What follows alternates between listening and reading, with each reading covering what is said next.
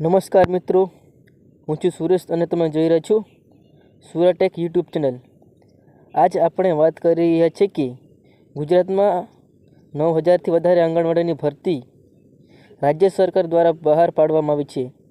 તો તેનો પગાર શું છે, લાયકાત શું છે, તેમાં કોણ ફોર્મ ભરી શકે, પરીક્ષા ક્યારે લેવાશે કે નહીં લેવાય ની બધી જ માહિતી માટે વિડીયોને છેલ્લે સુધી જોજો। હા, અને વિડીયોને વધુમાં વધુ શેર કરો જેથી કરીને બધાને માહિતી મળી રહે।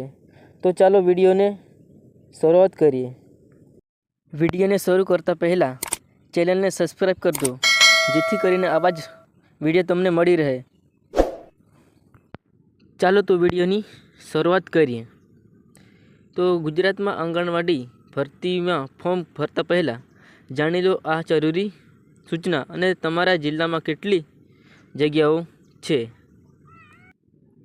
તો ગુજરાત આંગણવાડી ભરતી તો ગુજરાત સરકારના મહિલા અને બાળ વિકાસ વિભાગ દ્વારા રાજ્યભરમાં આંગણવાડી કાર્યકર અને તેડાગરની 9000+ જગ્યાઓ માટે ભરતી પ્રક્રિયા ચાલી રહી છે।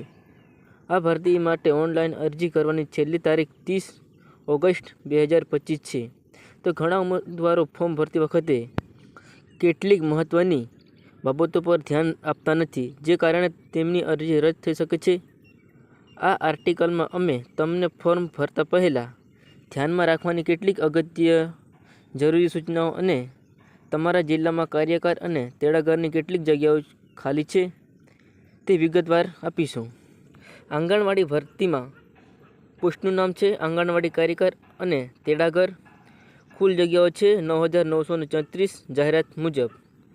પગાર ધોરણ છે 5500 થી 10000 સુધી અને તેમની લાયકાત છે ધોરણ 10 અને 12 પાસ। ફોર્મ ભરવાની છેલ્લી તારીખ છે 30/8/2025।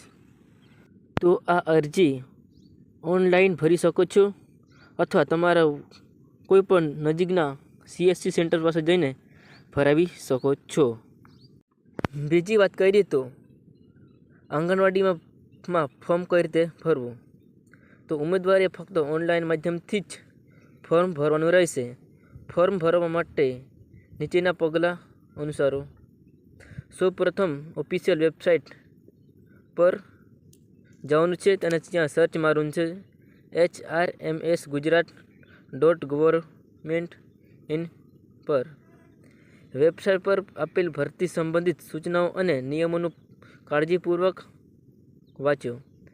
તમારા જિલ્લા તાલુકા મુજબ જે તે આંગણવાડી કેન્દ્ર પસંદ કરી કાર્યકર કે તેડાગરની પોસ્ટ માટે અરજી ફોર્મ ભરો। અરજી ફોર્મ અંગ્રેજીમાં ભરવાનું રહેશે।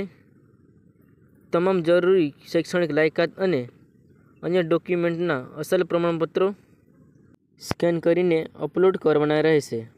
6. ફોર્મ સબમિટ કરી ભવિષ્યના સંદર્ભ માટે પ્રિન્ટ આઉટ સાચવીને રાખો। આઈ હોપ, હું આશા રાખું છું કે વિડીયો તમને ગમ્યો હોય તો વિડીયોને શેર જરૂરથી કરજો। આવા જ ફરી વિડીયોમાં મળીશું। જય હિન્દ, જય ભારત।